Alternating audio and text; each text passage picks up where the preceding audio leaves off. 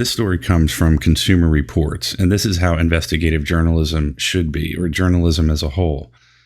This is about grocery prices and how artificial intelligence is making your grocery prices more expensive. And you're going to want to stay through this entire video because it's very important that we understand and learn how AI is being used sort of against us in a way in order to squeeze every dime out of a consumer. And the fact that they're doing it with food is definitely alarming. So let's get into this.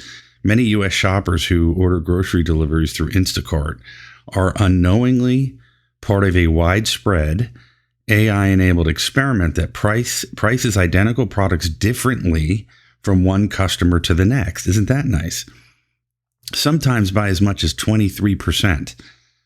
Instacart's algorithmic pricing experiments were found to be occurring through the platform at several of the nation's biggest grocery retailers, including Albertsons, Costco, Kroger, Safeway, Sprouts, Farmers Market, and Target. And by the way, this started from a Kroger store investigation that had pricing inaccuracies. And when we get into Costco, who loves to not cooperate with federal law enforcement if some of their employees are criminals, these companies, with what they're doing, it's not really a surprise. These are among the findings of a months-long investigation by Consumer Reports and Groundwork Collaborative as part of a larger project with More Perfect Union, two nonprofit organizations with experience analyzing food prices. Algorithmic pricing is usually invisible to consumers. How this is not illegal, I'm not sure, who typically see only the prices and fees they're offered. Researchers, meanwhile, are rarely granted access to the complex systems of algorithms, artificial intelligence, and data that parcel out individualized prices. Consumer Reports investigation, which involved orchestrating simultaneous online shopping sessions with hundreds of volunteers, aimed to peek inside the black box. Instacart had disclosed its pricing experiments in corporate marketing and investor materials, noting that shoppers are not aware that they're in an experiment. But the company, it's only going to get worse, by the way. But the company described the resulting price differences as that they were small and negligible. But when Consumer Reports goes on and tells us about these prices, you're going to find out that that's not the case. Our investigation suggests that the scope of Instacart's price experiments, which are taking place against the backdrop of the fastest increase in food prices since the late 1970s, is far broader and more costly to some consumers that has been publicly acknowledged. Every one of the volunteer shoppers who participated in our tests was subject to algorithmic price experiments. In response to our questions, Instacart confirmed that our findings accurately reflect its pricing experiments and strategies, which it said were ongoing at 10 partnering grocery retailers at the time of the investigation. Instacart didn't want to name them, however, and said the experiments affect only a small portion of its retail partners. And it has a limited impact on consumer pocketbooks and are similar to well-established in-store pricing practices. Okay. Quote, just as retailers have long tested prices in their physical stores to better understand consumer preferences, that's not what this is about. This is such BS. A subset of only 10 retail partners, ones that already apply markups, do the same online via Instacart. These limited, short-term, and randomized tests, you notice how they have to play it down as if it's not a big deal, help retail partners learn what matters most to consumers and how to keep essential items affordable, the company wrote in a statement. This is the problem with this stuff, is we know what they're doing, and then they tell their investors, we're trying to squeeze more money out of the consumer. And then they try to make it gaslight you into making it seem as if, well, we're trying to help consumers and learn what matters most to them. Charging different amounts to different customers for the same products is not illegal or new. It should be. U.S. consumers have grown accustomed to paying different prices for the same airline seats, event tickets, hotel rooms, ride shares, and certain other goods and services that are subject to rapidly changing shifts in supply and demand. People are forced to pay different prices. People have grown accustomed because they don't have any choice, because everything is run like a monopoly now. And with AI, it's only going to get worse unless we all know how to use it ourselves.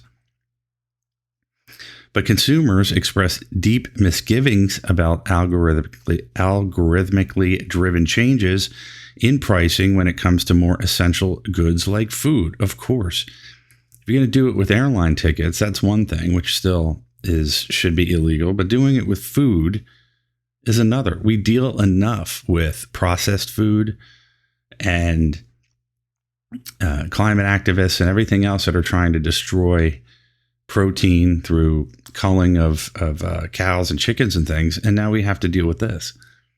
It's completely unfair. A nationally representative Consumer Report survey of 2,200 U.S. adults conducted in September 2025 found that 70% of people who have used Instacart in the previous year did not want the company to charge different users different prices for any reason. So this goes into what their statement was before. Well, we're just trying to learn what matters most to consumers. No. And the consumers know that's not what you're doing. Instacart shoppers we spoke to say they were unaware that they were participants in active Instacart pricing experiments and view the practice as manipulative and unfair. Let me know what you guys have to say about this. Do you believe that statement is true, that this is manipulative and unfair, and do you think it should be illegal? Experts also warn that algorithmic pricing, when combined with artificial intelligence and the massive amounts of personal data collected, that's the other issue here on U.S. consumers, could evolve into a more pernicious pricing strategy called surveillance pricing, which involves using personal characteristics, behaviors, and things like your shopping history to set individualized prices. Isn't that nice? So we're going to follow you wherever you go, and depending on what you do and what you shop and how much money we think you have, we're going to price it based on that. Quote, all of us, without our knowledge, are being conscripted in this enormous and growing social experiment being conducted by companies across a wide range of industries, says Len Sherman, an adjunct professor and executive in residence at Columbia Business School. Every step that we take as a consumer is being bundled together in these massive databases and being analyzed so that the next time we confront a purchase decision, everything we've ever done is going to factor into the price we see. This, again, is not good. And this is why everybody needs to learn AI and how it works and use it against these companies. Consumer Reports chose to look at Instacart because it is by far the dominant e-commerce grocery delivery platform in the U.S., with nearly 250 million orders fulfilled in the first 3 quarters of 2025. That's huge. The company calls itself, quote, the largest online grocery marketplace in North America. Instacart says that its service is particularly valued by seniors, those living in rural areas and so-called food deserts, and those with disabilities. Those, if you don't know what a food desert is, where basically you live in a spot where there aren't any grocery stores or places you can get food for miles. The company also offers special promotions for consumers using Federal Supplemental Nutrition Assistance Program, or SNAP benefits, including 0 delivery fees on the first 3 orders, and 50% off the Instacart Plus premium service for the first year. And once again, there's no real, there's some competitors, but there's not enough competitors. And we're going to get into that here in a little bit. So Consumer Reports, we solicited volunteers from across the country to participate in the investigation, starting with previous participants in CR's Community Reports projects. In September, the 437 volunteers were divided into 4 groups. During a video meeting for each group, the volunteers simultaneously shopped on Instacart for identical baskets of 18 to 20 goods from the same retailers, Safeway and Target. A 5th test looking at Safeway and Target was conducted in person with volunteers in Washington, D.C. This process enabled us to control for some of the factors that might have influenced the prices the shopper saw, including the specific store they shopped at, the time of day, and the day of the week. In each case, the shoppers placed the items in their virtual shopping carts and recorded the prices by taking screenshots, but did not purchase the goods. After checking the screenshots, our volunteers and evaluating roughly 200 that had no errors, we found that every shopper was an unwitting participant in Instacart's pricing experiments. And in a final test conducted online with volunteers in November, we looked at Instacart purchases at additional grocery stores and found evidence of price experimentation at 4 additional chains: Albertsons, Costco, Kroger, and Sprouts. About 3/4 of the products we checked were offered at different prices to different customers. Isn't that great? Some products were offered at as many as 5 different prices. And price variations for the same products range from as little as 7 cents to $2.56 per item. We also saw that those seemingly small price variations could add up to big differences in the overall cost of groceries. The price of the same basket of food at a Seattle area Safeway on the Instacart platform, for example, ranged from $114.34 to $123.93, roughly a $10 difference.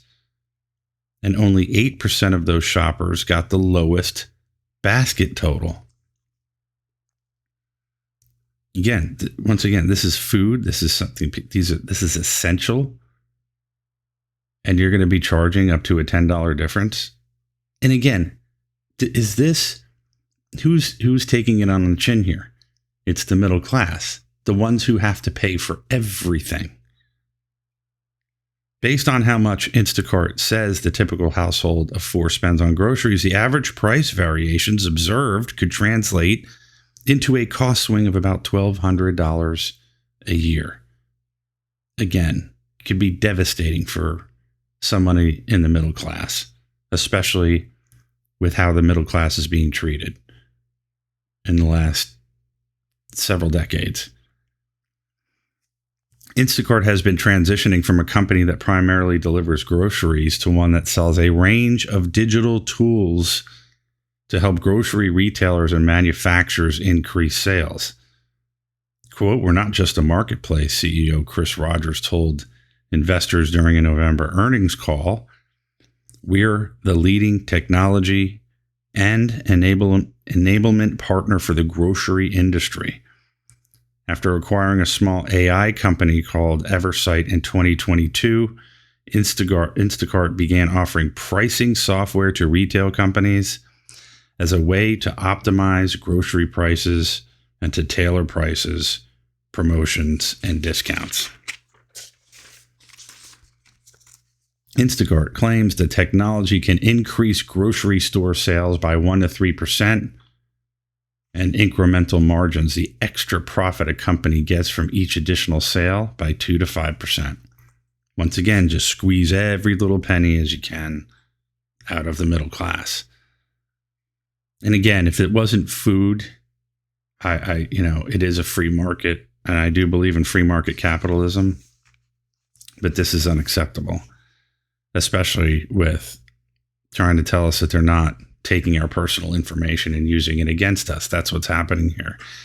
The pricing tactics we observed indicate some of the ways Instacart is doing that. In other words, how are they getting raising the prices to get more profit from 2 to 5%? We found that Instacart repeatedly showed different customers different original prices for the same discounted item. So if you put it in a cart and it's discounted, they're getting different original prices.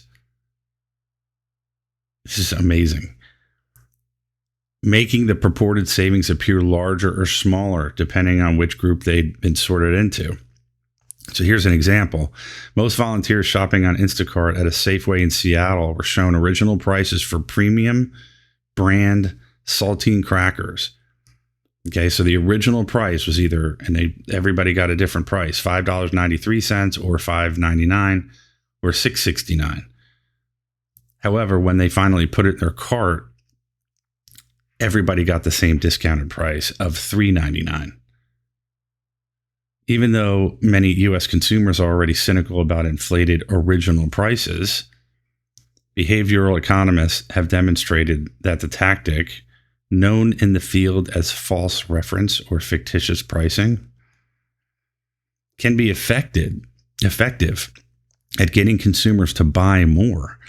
Fictitious pricing is widespread among retailers and is being turbocharged by dynamic pricing algorithms, says Laura Smith, the legal director of the nonprofit Truth in Advertising. So in other words, they're manipulating you mentally. These phantom discounts, which often manufacture urgency to convince shoppers to part with their money, harm consumers and distort competition in the marketplace. I agree with that 100%. We also found that Instacart was conducting elaborate tests in which it systematically increased and decreased the prices of products, mostly in a 10-cent increment, across large cohorts of customers. For example, when the volunteers shopped at Target in Ohio, nearly all of them were grouped into one of 4 different grocery baskets, ranging from $84.43 to $90.47, a difference of $6.04. In the most expensive carts, apples, carrots, Ruffles potato chips, Wheat Thins, premium saltines, Cheerios, Cliff Bars, Quaker Oats, and Oscar Mayer sliced turkey were each 10 cents to $1 more per item than in the least expensive cart. Experts who examined our findings told us Instacart and its partners appear to be trying to determine how price-sensitive consumers are. That is, how high a retailer could raise the price of an item before customers decide not to buy it. Once again, this is just... When you don't have competition and you have monopolistic companies, these companies continue to get bigger and bigger and bigger. It's not capitalism anymore. It's crony capitalism. And then they start doing these types of things and they don't get held accountable. And I have to give it to Consumer Reports that thank you for doing this. Thank you for doing these experiments. And I'm surprised they haven't been sued or shut down. The motive was confirmed by an email exchange between Instacart and Costco that was accidentally sent to Consumer Reports by Costco after we contacted the company for comment on our findings.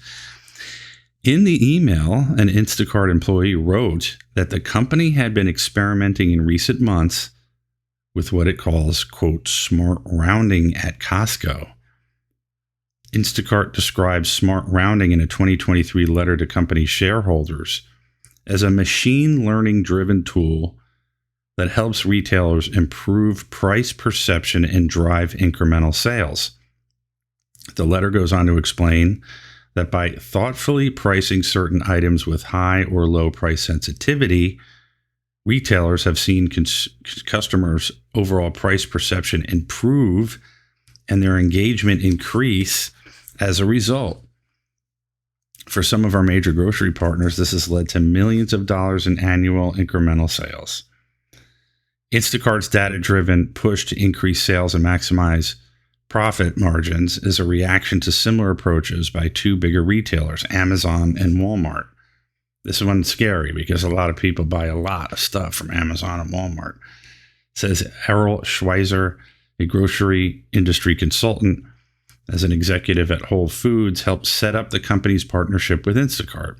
Quote, the pricing gamesmanship, it's all to keep pace with the competition and to wring a few more pennies out of people, he says. And as things get more competitive for grocers and suppliers, it's going to get more and more complicated, wackier, and out of control for the consumer. By the end, it's predatory and manipulative. Couldn't agree more. It absolutely is 100%. Instacart has grown quickly, even while wrestling with intense competition from in-house grocery delivery services and competitors like DoorDash and Uber Eats. The company turned a profit for the first time in April 2020, 3 years before going public on a New York Stock Exchange. And the company doesn't break out what it makes on its pricing software, but advertising and other revenue, meaning the money from the things other than the store orders, grew to nearly $1 billion in 2024, up from $295 million in 2020. Now, Instacart's claiming that only 10% of its retail partners are using this pricing, but so this is pretty. It goes on, but the bottom line is that this has to be regulated, and several states have introduced legislation to address this algorithmic pricing stuff. Now, New York, they've done it. It's a first of its kind state law, and they put one in November requiring most companies to include a disclaimer that the prices are set algorithmically. Let the people know that this price was set by an algorithm using your personal data. That's what has to happen. These things cannot continue. And the problem is when we don't have competition, this is continued to be allowed. So we do have to put in regulation. That's the point of the government, is to be the referee. Free market capitalism, and now with AI, this is why the story is so important. Is now these companies are using AI in order to be even more manipulative when it comes to the pricing. And so the problem is they're using your personal data. They're putting it into a database that, of course, can be hacked easily. And then they're using that data that could be easily hacked and stolen in order to use it against you and in order to make you pay more money for groceries. And it only affects the lower and middle class. So this is why it's important that we understand AI and learn AI. We do have a lot of AI information. The links are in the description. And so check those out. And they're free. So you can download them, understand how this stuff works. We're going to be doing classes. We also have a Discord group that you can get into. In that Discord group, if you have questions related to AI, you can ask those questions. And plenty of us will be in there to answer them for you. So if you enjoyed this story and learned something, please let me know. Let me know in the comment section. Do you think this should be made illegal? Do you use Instacart? And were you aware of this? And do you think that it's a practice should be made illegal? Let me know in the comment section. And we'll see you in the next story.